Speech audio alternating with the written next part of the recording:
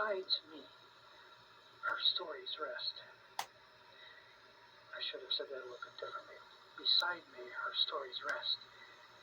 And here also are some of her favorite movies. She would return to year after year, as if to say, joy is worth repeating. I couldn't find one of her missing favorites, but every year she would watch these same 4 movies over and over and over again. One of them is Groundhog Day is the substitute. I couldn't find, like I said, one of her favorite movies was missing, and so I just had to put in Groundhog Day. That is a movie that she really likes, though. That's definitely one of her favorites. But, okay, on to the movies that she would only watch on her birthday. Is Pretty Woman, The Breakfast Club, and Ferris Bueller's Day Off. What a combo there. So I had to substitute Groundhog Day for the other missing favorite. And that's the only day of the whole year that she would ever drink any alcohol on. And she'd never drank enough of it to really, get blitzed or nothing like that. Maybe just a small little buzz. But her favorite drink was White Russians. That's the only time of the year that she ever had any alcoholic beverage of any kind. Alright, so I'm going to read her dedication poem one more time. 60 years around the sun, around the sun,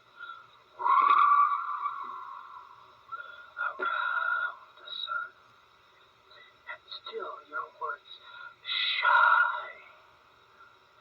These poems, this breath, this whisper, all of it carries you forward. Happy birthday, my dearest love, Lori. You'll always be missed.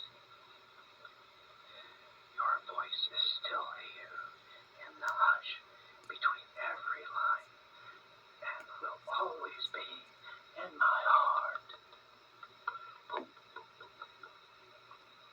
And in my mind, and in everything that I'll ever do or accomplish. Your third dimensional body might not be here anymore, but as long as I'm here, your spirit will rest with me, a portion of it anyway. And let me tell the audience there, and if you're listening in, this woman is the grandest, most positive force I have ever encountered.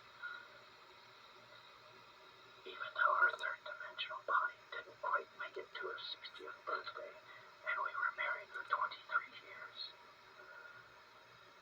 That amount of time was far too short. A lot of things I would not have been allowed to enjoy if it hadn't been for her. She really did an excellent job of uplifting me and showing and explaining to me how past negative attitudes and behaviors from people that I encountered, that none of that's important anymore. It doesn't matter how silly someone thinks you are or how ridiculous someone thinks you are.